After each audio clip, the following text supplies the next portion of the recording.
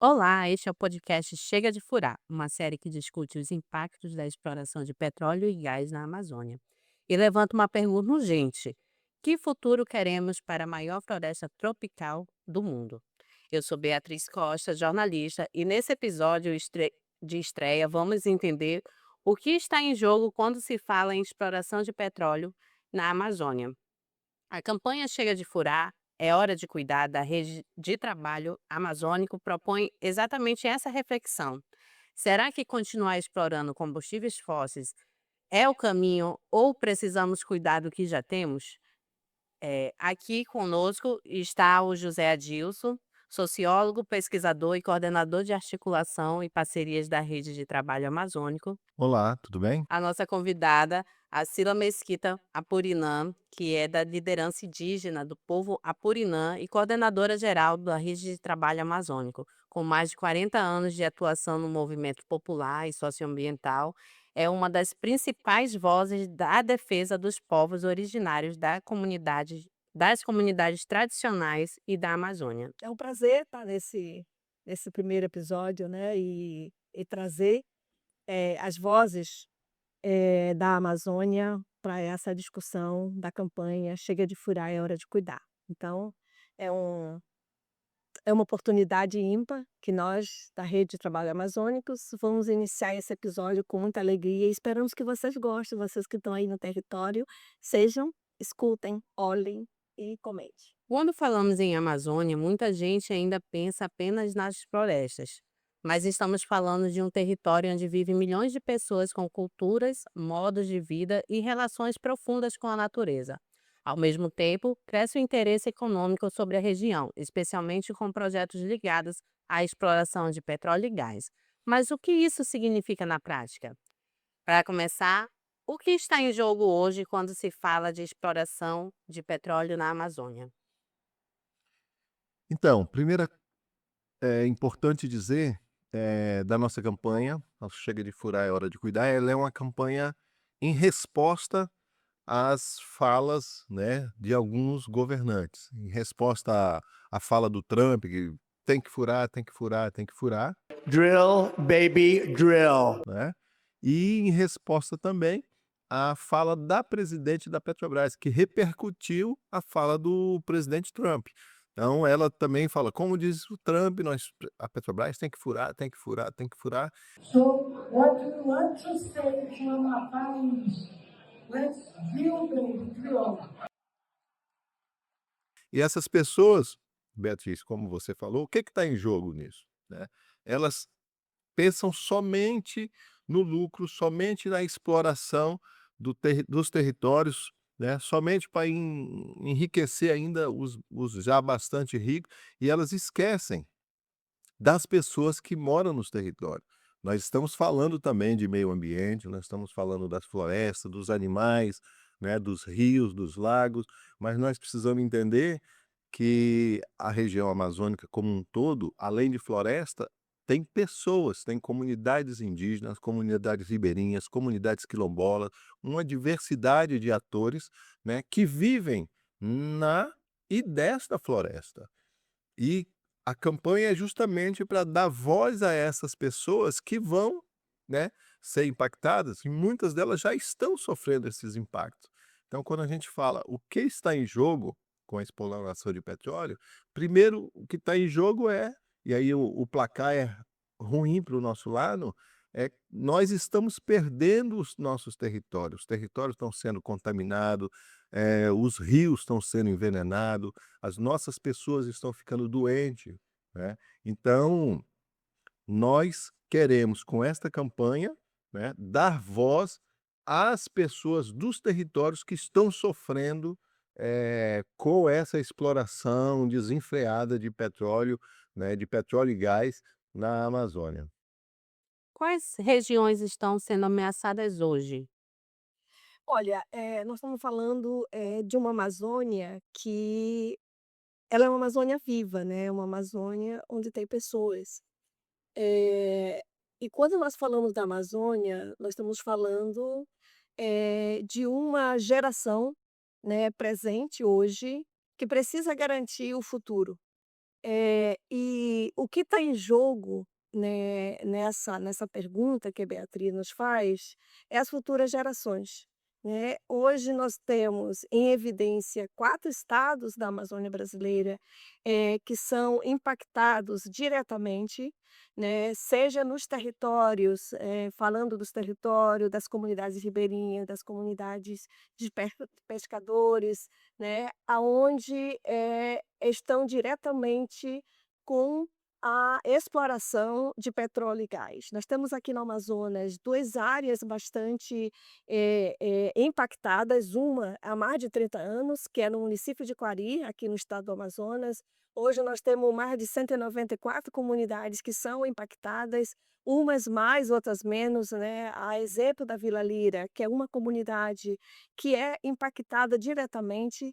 Percebemos que nesta comunidade a redução, do peixe, caiu drasticamente, mais de 90%, e isso impacta diretamente o território e a vida dessas comunidades. Nós temos também no município de Silves e Itapiranga, mais no município de Silves, essa atividade também que impacta diretamente os povos indígenas, e os ribeirinhos, os extrativistas daquele território, no município de Itapiranga, aqui do nosso estado do Amazonas. Então, no Amazonas, nós temos esses 3 grandes municípios que são impactados diretamente. Nós vamos para o Pará, também nós temos, o impacto direto na ilha de Marajó, né, acho que eu estou falando os municípios para que as pessoas que estão nos assistindo, que estão nos vendo, elas possam, se ver nessa fala. O município de Marajó é um município, é uma ilha, né, do estado do Pará, que concentra mais de 5 ou 6 municípios, eu não tenho de cabeça, mas os ribeirinhos são, nós estamos falando de quase, 2 milhões de pescadores impactados por essa atividade, tanto na ilha do Marajó quanto, no Amapá, que também é um outro território que já está impactado, né, com essa prospecção. Vamos para o Maranhão, parte Amazônia, né, que também é impactado, e lá são as populações quilombolas, né. Então a população quilombolas são diretamente impactadas, que começa desde da contaminação da água até a questão da ameaça da segurança alimentar. É bom, só para enfatizar, porque, para a gente não cometer nenhum erro, são 2 milhões de pescadores na Amazônia inteira que Isso, são impactados. exatamente. Uhum. Eh, a gente não pode esquecer, por exemplo, no estado do Amazonas, desde a década de 70 a gente tem exploração de petróleo, seja em Carauari, em Tefé, né, e no Maranhão hoje nós temos também comunidades quilombolas que estão sendo impactadas, no Amapá, além de pescadores, também comunidades indígenas, inclusive indígenas em áreas bastante sensíveis, né, como a terra indígena Uaçá, lá no Amapá. Então e, enquanto a gente discute aqui Sim. Silves e Itapiranga, a Agência Nacional de Petróleo leiloou um bloco em São Sebastião do Atumão, onde inclusive tem áreas indígenas, tem toda uma discussão, né, com a FUNAI por conta de grupos de indígenas isolados que vivem naquela, que ainda precisa ser comprovado se está lá ou não, mas tem vários resquícios. Então, tem todas essas complexidades, né, que estão em jogo hoje. Isso que o Adilson me falou, né, já puxa para a próxima pergunta que eu ia fazer, era de quem são os principais interessados nessa exploração? Olha, na realidade nós temos diversas, eh nós podemos dizer, por exemplo, como a Agência Nacional de Petróleo, ela leiloa blocos de exploração, e aí você tem na Amazônia inteira diversas, empresas, umas nacionais como a Petrobras, outros, transnacionais, como você tem na Foz do Amazonas, também outros blocos que tem a BP, a Total, enfim. Mas hoje, por exemplo, Petrobras é uma importante, eh, empresa que está, né, causando esses impactos. Na Foz do Amazonas, por exemplo, um impacto na Ilha do Marajó e no Oiapoque, no Bahia, no estado do Amapá inteiro, né, a Petrobras, mas nós estamos, por exemplo, no Maranhão, no Amazonas, nós temos a Eneva, né, é uma empresa também de um porte grande que está explorando gás, sobretudo gás, né. Enfim, mas nós temos também, a cada rodada de leilão da ANP, você percebe que outras empresas transnacionais, elas se incorporam nesse jogo. Eu também diria que, apesar da indústria, né, das empresas que são, as maiores interessadas na exploração, eu diria que também tem uma política de governo que também é interessada, né. Então tem uma política que é voltada exatamente para que, os combustíveis fósseis ainda seja a alternativa energética, né. E isso também é muito preocupante, porque aí se funde os 2, né. Quer dizer, é uma vantagem do governo e, paralelamente a isso, tem as indústrias, né, que exploram tanto o gás, quanto o petróleo, quanto o diesel, outros derivados, que também tem, o capital como lucro, né. O que que tem em jogo também nisso? Eu acho que é a questão da economia, do capital, né, do recurso financeiro, que traz isso como bastante forte, a gente percebe isso nos territórios, né. Pela maneira que chega, pela maneira que isso é conduzido, a gente percebe que é uma preocupação, é um interesse de lucro, né. Então isso é muito preocupante do ponto de vista, de atender, né, essa questão das comunidades tradicionais em seus territórios. A gente teve uma viagem em Silves, né, em Itapiranga, e a gente percebe que eles vendem, vêm com um propósito, assim, mostrando só as coisas boas, né, só os benefícios, e aí depois eles exploram o gás, né, exploram, tiram o que for da terra ali, e aí depois deixam lá as pessoas, a população que vive lá, ao Deus dará, né. E então é bem preocupante mesmo isso. Mas sabe por que, Beatriz, ele tem esse resultado final, né, porque tem uma estratégia de exploração, né, uma estratégia do mercado. A indústria fósseis, ela tem aquele período de 20, 30, 40 anos, mas o que ela oferece para os municípios, para os territórios, é o trabalho braçal que a gente chama, né, que é o mateiro, é o ca é o a pessoa que vai cuidar, é motorista, é serviços gerais, né. Então, e são, empregos que eles oferecem, entre aspas, que são muito curtos do ponto de vista da durabilidade do tempo de exploração. Então, essas propostas, esse projeto, da forma que eles chegam, né, dizendo que vai transformar o território, que vai melhorar a vida da população, que vai trazer qualidade de vida, é uma inverdade, porque a gente acabou de chegar de Quari, né, a 200 metros da área. Tem comunidade que está sem energia, né, era o mínimo que deveria ter para essas comunidades, o mínimo, mas não tem. E aí?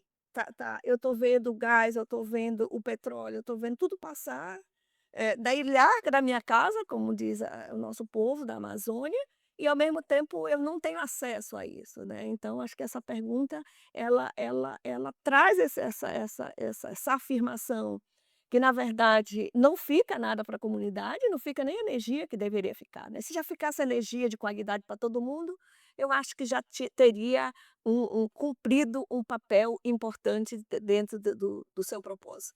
E é bom dizer também que, por exemplo, tem em alguns casos, a gente está se deparando em que é importante dizer que esse é um modo de operação dessas empresas, seja de petróleo e gás, seja de mineração. Chega lá, tira tudo, né, e depois deixa só o impacto negativo, você deixa lá crateras, deixa buraco, enfim, deixa estrutura de exploração lá enferrujando, né, e a comunidade depois que se vire para se resolver sozinha.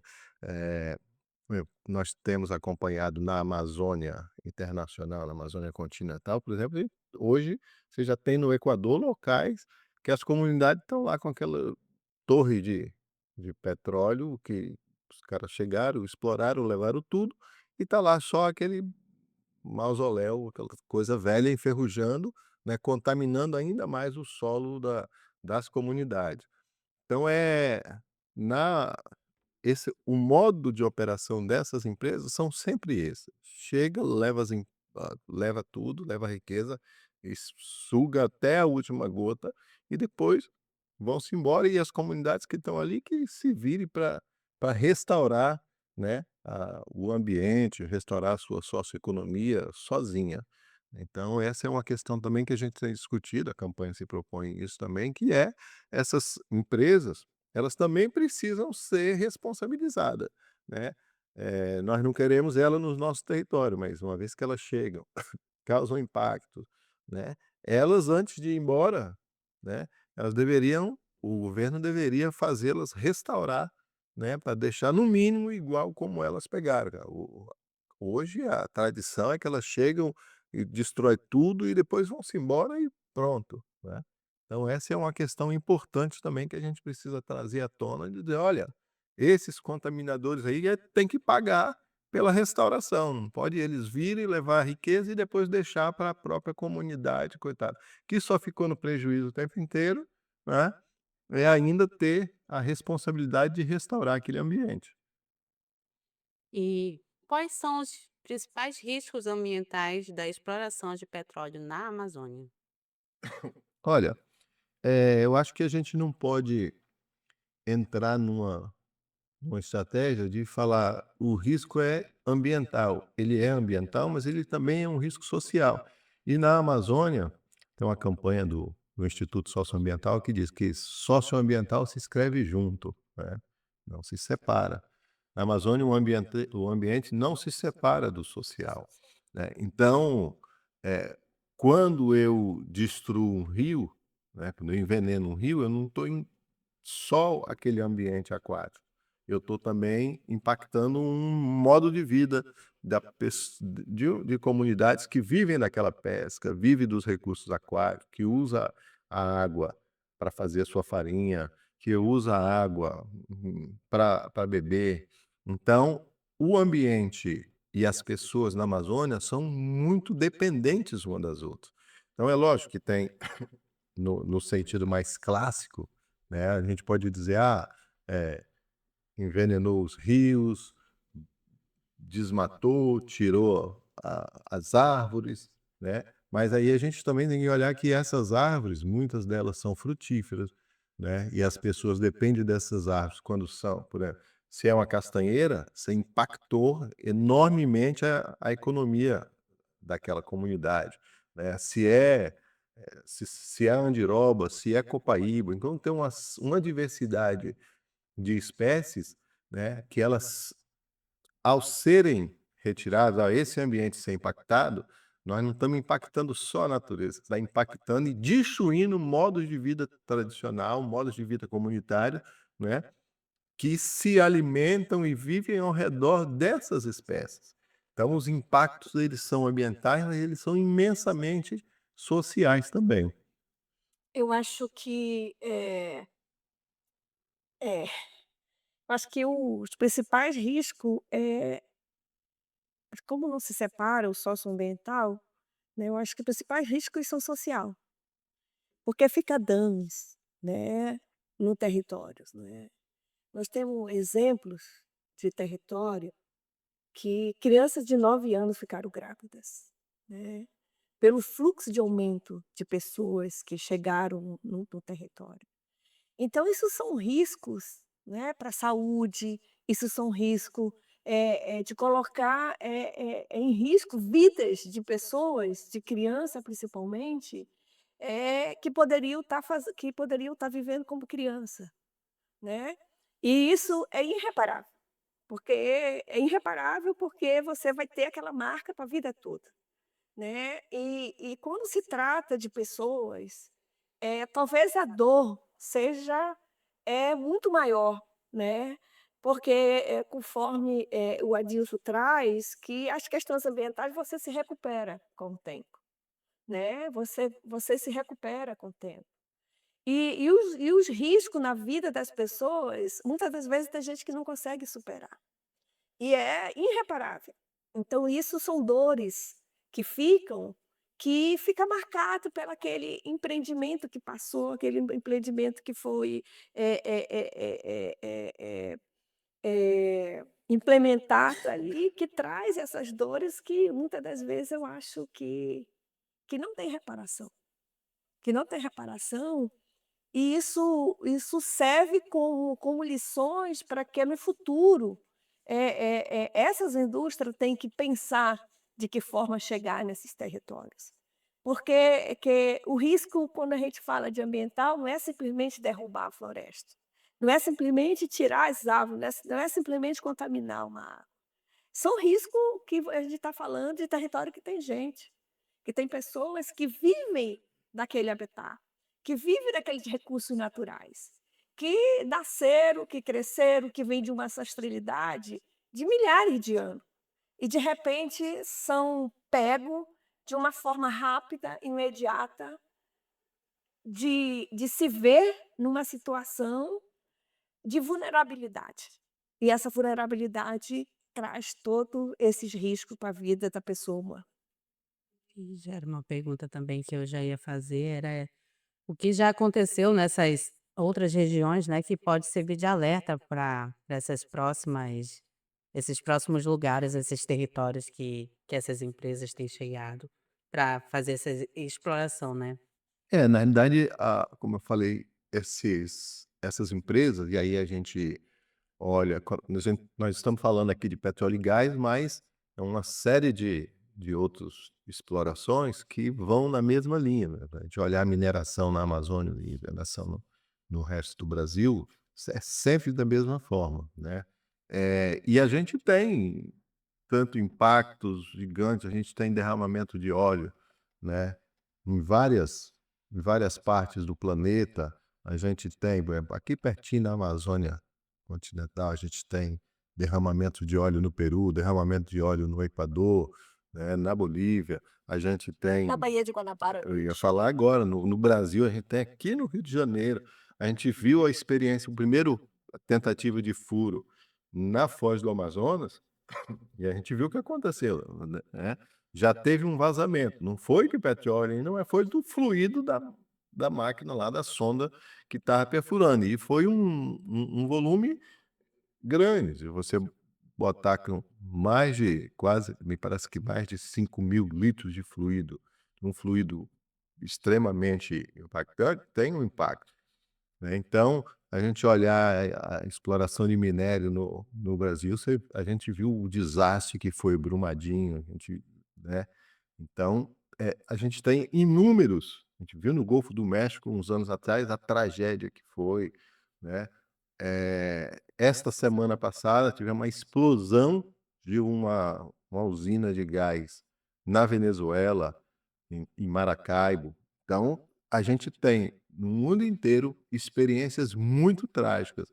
E sempre que acontecem esses acidentes, né, quem mais sofre, além do que já vem sofrendo com a exploração, com isso, são as comunidades locais que perdem seus estoques pesqueiros, perde sua fonte de água, enfim, tem seu solo envenenado.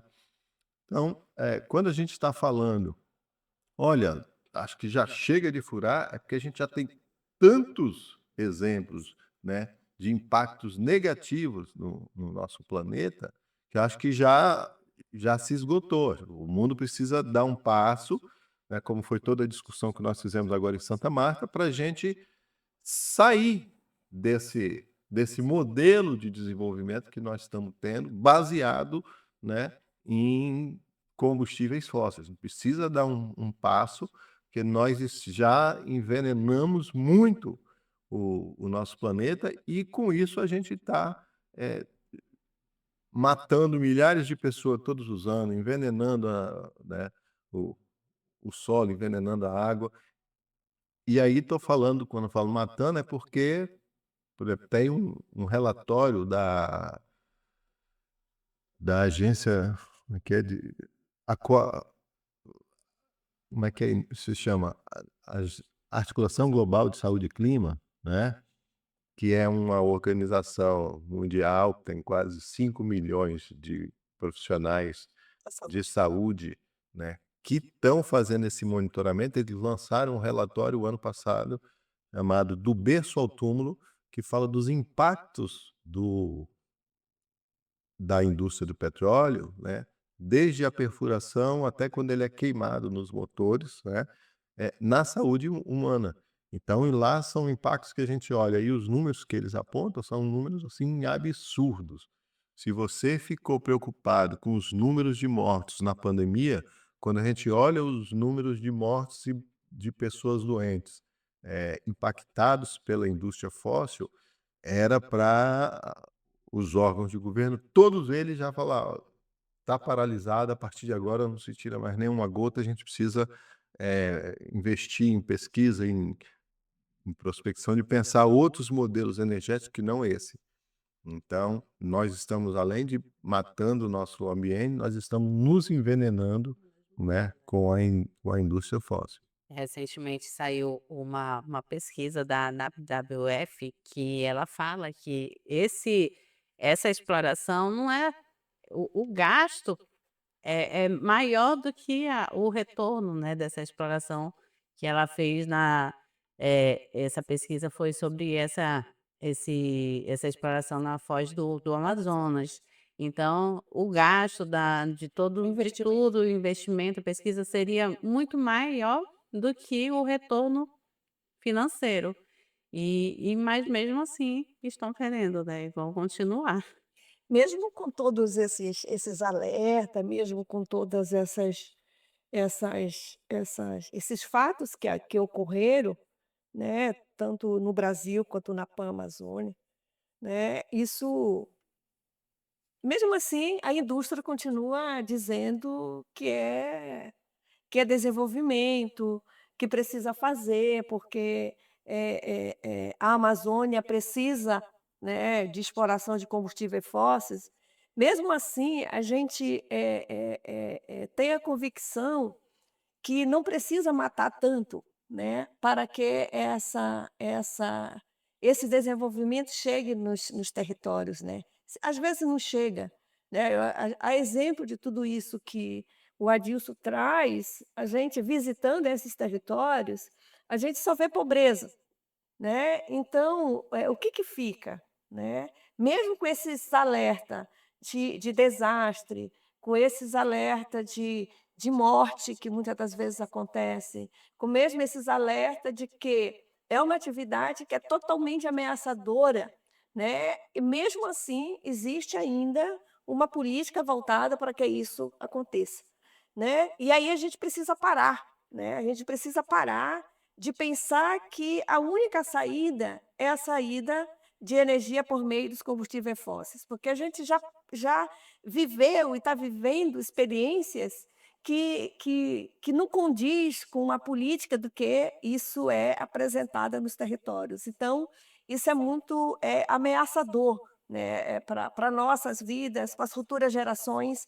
que nós não estamos falando do hoje, não estamos falando do agora, nós estamos falando de gerações, que são gerações, se a gente não parar, né, de explorar combustível fóssil, se não parar de explorar gás, nós não vamos ter vidas, nós não vamos ter geração futuras, né, porque tá sendo, ameaçado diretamente e tem exemplos, que todo dia quase a gente vê nos noticiários de vazamento, de explosão, de contaminação de rio, contaminação dos peixes, contaminação humana, né, como esse relatório do Berço ao Túmulo traz, são contaminação humana. São morte causada pela emissão dos combustíveis fósseis. E aí? A gente vai continuar? Né? A política nacional, a política internacional, a indústria vai continuar? Né? E o que isso de fato assegura que as futuras gerações terão vida?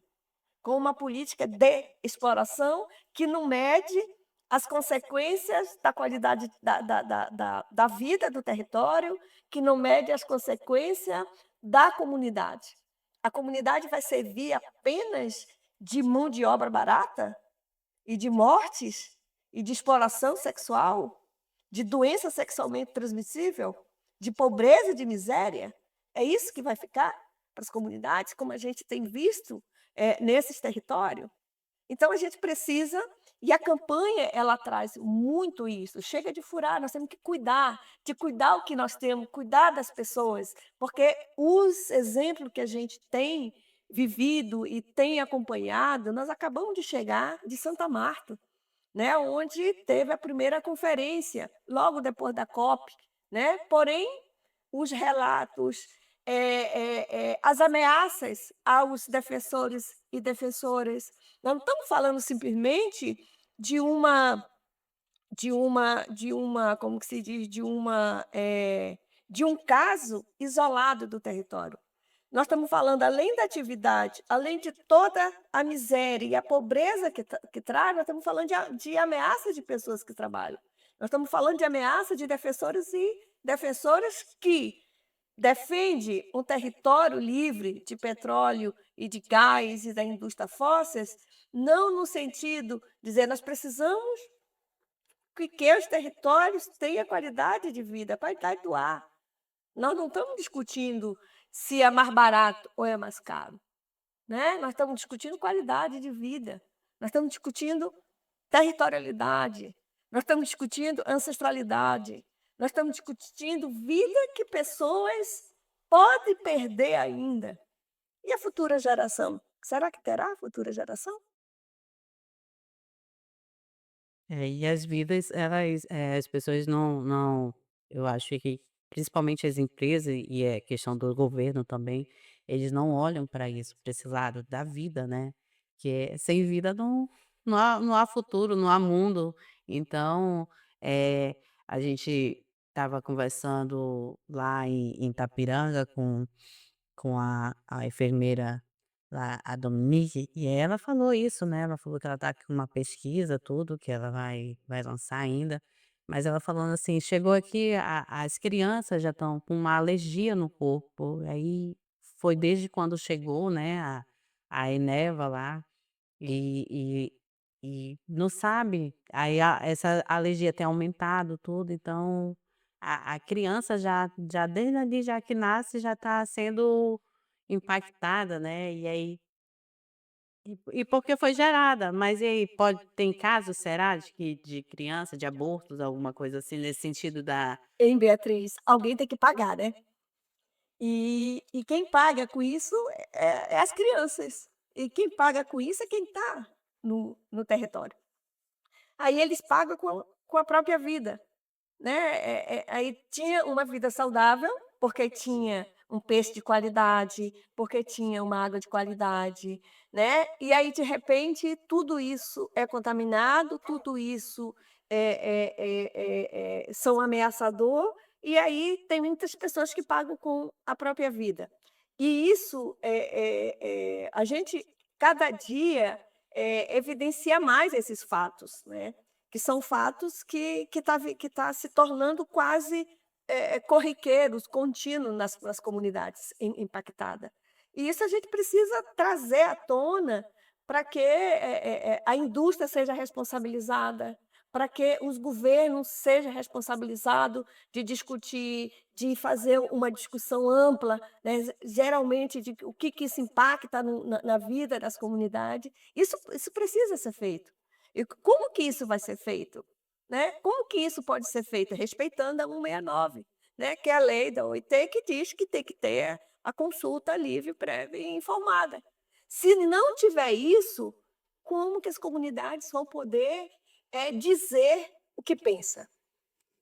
É bom também enfatizar que os impactos da indústria petrolífera, né, da indústria fóssil, ela vai muito além do que só aquele impacto nas comunidades. A gente fala que eles são os primeiros que estão lá a diretamente sentir, né. impactados, né, mas a gente precisa transportar isso depois, e aí, por exemplo, é o que faz o relatório da Aliança Global, lembrei o nome, Aliança Global por Saúde e Clima, de dizer, desde que a criança está ainda na barriga da mãe, ela já está recebendo impactos. Ela não precisa estar lá no território onde está sendo, mas aqui na periferia de Manaus, na periferia de Belém, onde as crianças vivem, né, e elas, eh, respiram fumaça de óleo diesel, de caminhões, de ônibus, enfim. né? Isso tudo, né, impacta na saúde humana dessas crianças, né, mas também dos mais idosos, dos adultos, enfim, todo mundo, todos nós, né, estamos aqui, né, e estamos sujeitos a estar respirando, por exemplo, um Criança exemplo, e idoso e é o que mais idosos são os sofre. que mais sofrem, mas, por exemplo, todos nós estamos aqui, por exemplo, em Manaus, que tem um fluxo de caminhões, né, e gigante por conta do nosso polo industrial, nós estamos respirando um ar super contaminado, né, por fumaça de óleo diesel, né, que é o que movimenta esses caminhões. Então, às vezes a gente fala: "Ah, não, o impacto da indústria do fóssil está longe, está lá no Oiapoque", nada, né. Eles extraem o petróleo lá, criam o impacto lá e também depois a queima desses combustíveis fósseis, diesel, gasolina, isso tudo espalha na cidade na cidade. Quem mora na periferia das grandes cidades tem um impacto gigantesco na sua saúde. Então depois a gente fica perguntando, por que que está tendo muitos casos de depressão, por que que está tendo muitos casos de conjuntivite, por que que muitas crianças com problemas pulmonares, com bronquite, com isso, né. Então, e quando você lê o relatório da Aliança Global, você entende, né, quanto mais a gente explora combustíveis fósseis, né, quanto mais a gente queima óleo diesel, quanto mais a gente queima gasolina, mais impacto trazem para a nossa saúde. E não é o Adilson, que é sociólogo, que está falando, não. O relatório foi feito por um monte de profissionais de saúde, por médicos, cardiologista, oftalmologista, enfermeiro, enfim, profissionais que lidam no dia a dia, né. Tem casos lá do médico explicando, de radiografia de pulmão de jovem que nunca fumou, né, mas que mora na periferia Das cidades. das cidades, mas que o pulmão dele, ele mora perto de um local onde passa muito caminhão, e ele está lá com o pulmão totalmente tomado, e o médico inclusive fala: "O pulmão dele parece mais de um adulto que fumou a vida inteira do que de um jovem que nunca fumou". Então, tem todos esses impactos que precisam também entrar na contabilidade, que não estão entrando, né, hoje.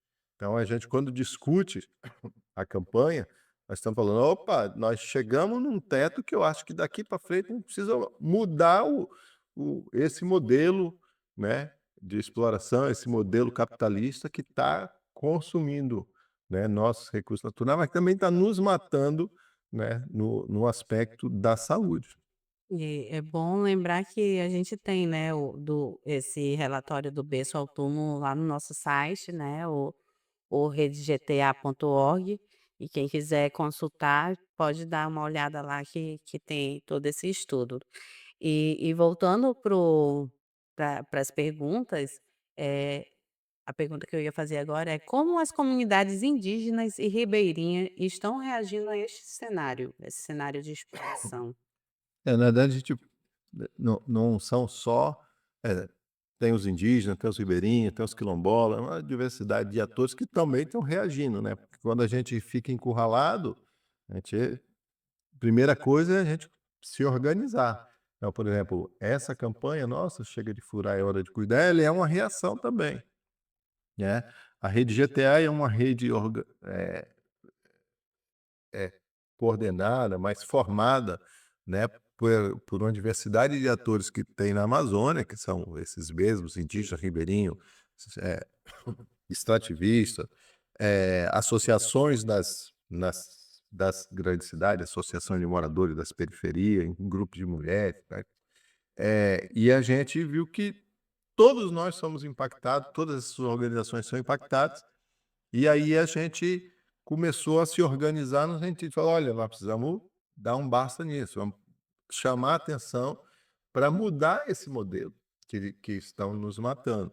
E aí a gente vai desde, ações nos territórios, tem comunidades indígenas fazendo enfrentamento nos territórios, indo nas áreas de produção, né, e fazendo protestos, chamando atenção, até ações mais coordenadas, com diversos atores juntos, que a gente tem feito. Nós fizemos durante a COP30, fizemos uma ação.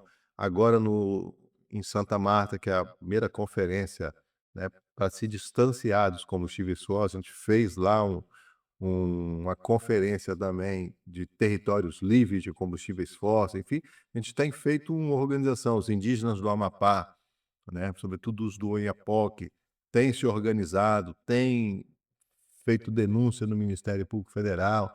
Aqui, por exemplo, em Silves, nós temos lá os indígenas Mura, né, do nosso cacique Jonas Mura, que acho que vai estar aqui num dos episódios, né? Ele tem uma ação na justiça contra a Eneva, né?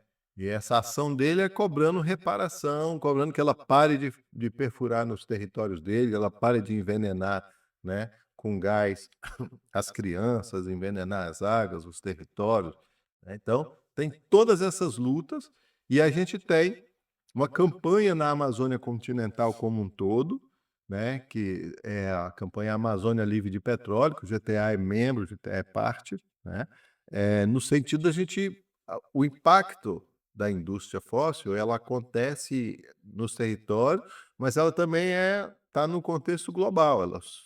Essas empresas conversam, essas empresas comunicam, às vezes a mesma empresa fura aqui, fura no Maranhão, fura no Amapá, né? E, enfim, são um as mesmas empresas que lucram, né, e as comunidades estão sempre perdendo e tomando prejuízo. Então tem essas reações. É, acho que essa é uma pergunta, viu, Beatriz? É bastante interessante. Eu acho que tem, além dessas formas que o Adilson traz de reação, de enfrentamento, eu acho que o processo de organização processo de organização nos territórios é fundamental, né? Por quê? Porque os coletivos, associações, as cooperativas, o sindicato, né, o movimento de mulheres podem se empoderar, né, dessas informações, que é primordial o território ter esse conhecimento.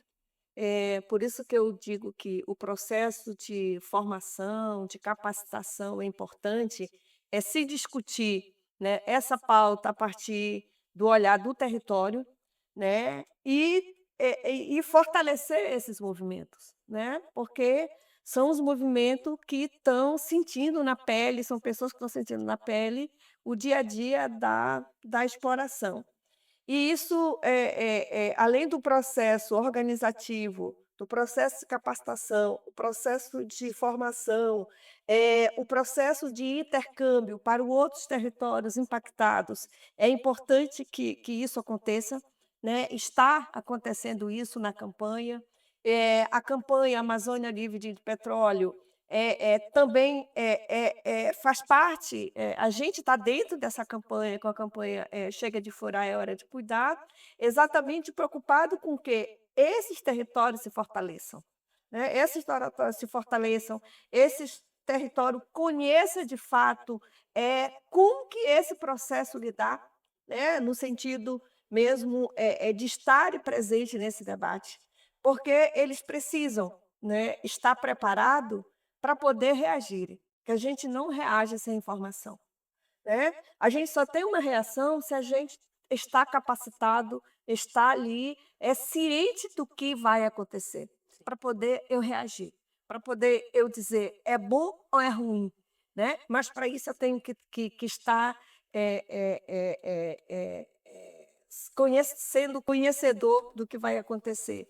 Eu sempre digo que para nós, povos indígenas, e para os ribeirinhos, para os extrativistas, para as comunidades tradicionais, é fundamental esse processo do empoderamento das mulheres, da juventude, né? É primordial a capacitação desse processo. Eu acho que a campanha ela tem um elemento muito importante, que é esse processo das consultas, da criação dos protocolos comunitários.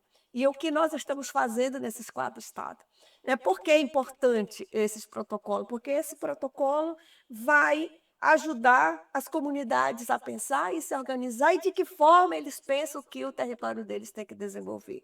E de que forma o território deles podem reagir diante de um grande empreendimento, no caso da indústria dos fósseis. Eu acho é importante esse processo, é um processo que ele tem que ser contínuo, é um processo que ele tem que ser sempre ali, né, no dia a dia desse enriquecimento é do conhecimento. Se não sem conhecimento não tem reação.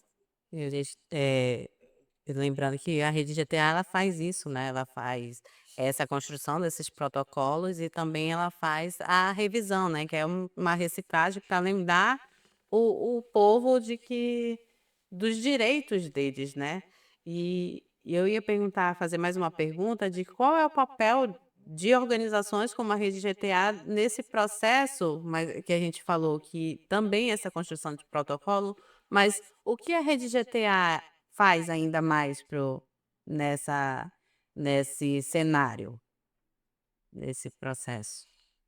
Olha, a rede GTA é uma rede que está na Amazônia há mais de 34 anos. Ano que vem a gente completa 35 anos, saindo da juventude para a maturidade.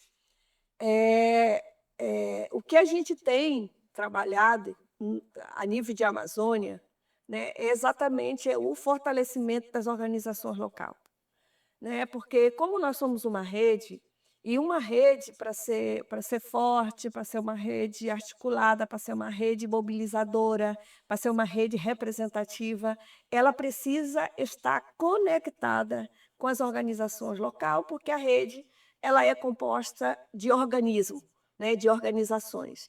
Então isso é um ponto importante.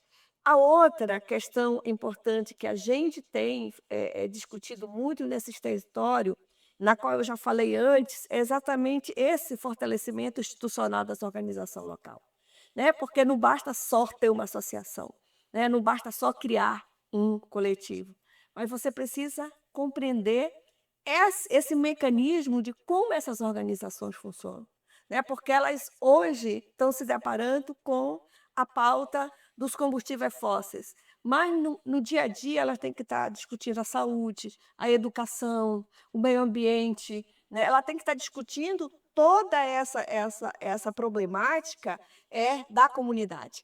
E o que a gente tem trabalhado muito durante esses 35 anos e agora nesses 2 últimos anos como planejamento estratégico da rede, é exatamente fortalecer as organizações locais, a gente fortalecer o debate sobre a questão de saúde e clima, porque ele está interligado com a pauta dos combustíveis fósseis, né? A gente está muito voltado à discussão, à participação da juventude, das mulheres. Eu acho que discutir uma pauta de gênero dentro desses grandes temas é fundamental. O que a gente tem feito nos territórios é fortalecer essas pautas, e a gente é uma rede contínua. A gente nasceu com esse objetivo e a gente irá continuar fortalecendo os nossos territórios, né? Fortalecendo por meio dessa organização, por meio de todas essas pautas na qual eu já falei. Então a gente tem um papel fundamental. Muitas das vezes eu ouço de vários companheiros, de vários parceiros, que eles sempre dizem assim: olha, vocês da rede GTA vão em local que a gente não consegue chegar, né? Mas a gente só consegue chegar porque nós somos uma rede que é composta de organizações territoriais, né? Organização de base, organização que estão ali no campo, que estão no seu espaço. E isso para nós não só nos engrandece, mas também como nos remete a uma responsabilidade muito grande, né? Uma responsabilidade de estar presente nesses territórios, levando informação e, ao mesmo tempo, discutindo a forma de organização nesses espaços. E o que significa cuidar da Amazônia na prática? Pois é, cuidar da Amazônia, a primeira coisa é respeitá-la, né? Respeitar a diversidade biológica que nós temos, respeitar a diversidade de atores sociais que tem, e a gente não vê a Amazônia como uma mercadoria. Acho que esse é o primeiro ponto para você cuidar, né. O pessoal da saúde, quando se propõe a cuidar, né, eles olham muito no sentido de cuidar, de dar carinho, de dar saúde, né, de tornar o corpo da gente um corpo saudável, né.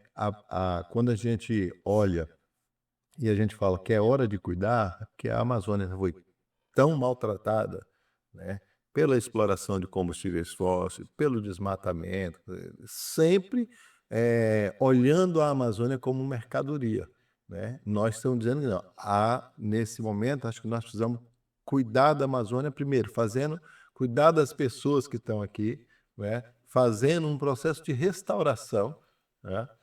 Tem muitas áreas degradadas na Amazônia que precisam passar por um processo de restauração, né, trazer de volta, né, uma integridade ecológica desse bioma tão importante para a regulação do clima no nosso planeta.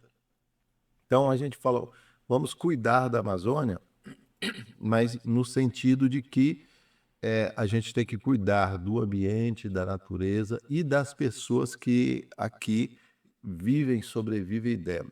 É sobretudo aquelas pessoas que são mais dependentes do ambiente.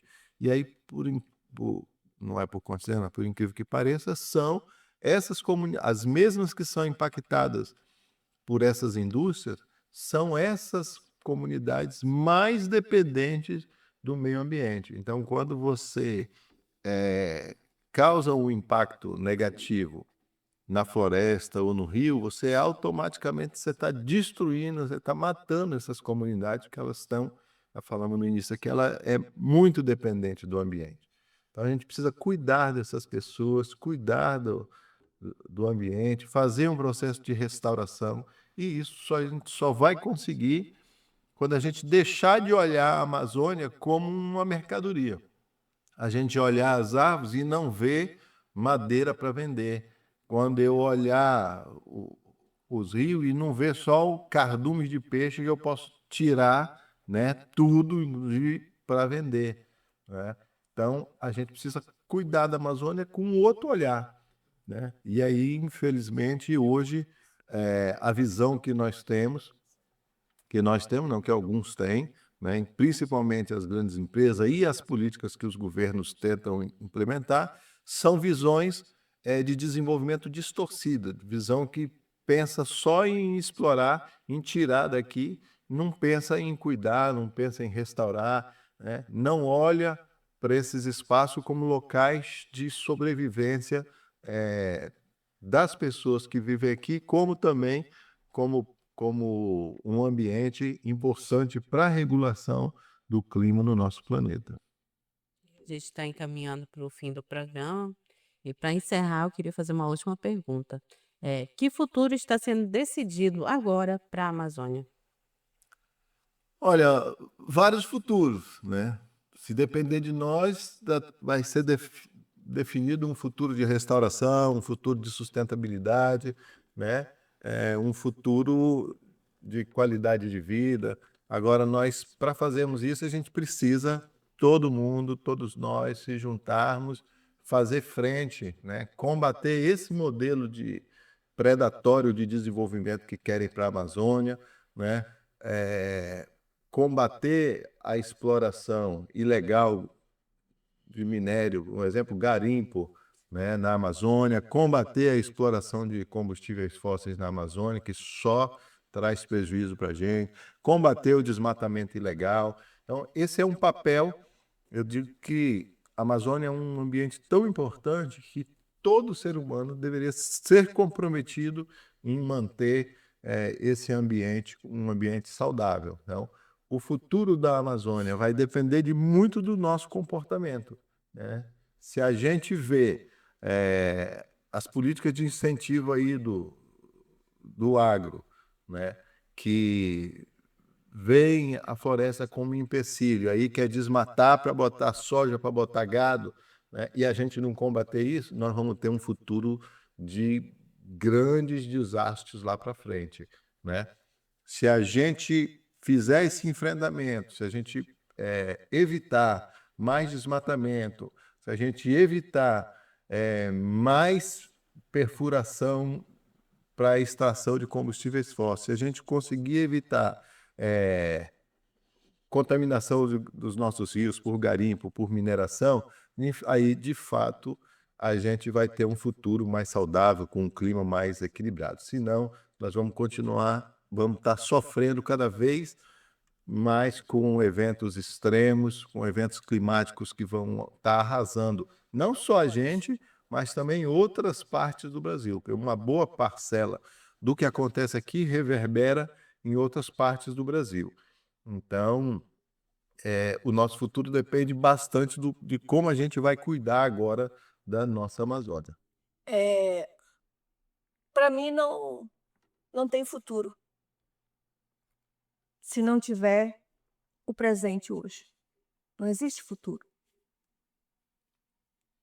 O futuro ele é muito distante do que das ações que está sendo feita hoje. Então, para mim, o presente hoje ele precisa mudar para poder garantir o futuro. Se continuar a exploração da forma que está sendo feita, sem levar em consideração as pessoas, sem levar em consideração o território, sem levar em consideração ao meio ambiente, a gente não tem futuro. O futuro acaba aqui.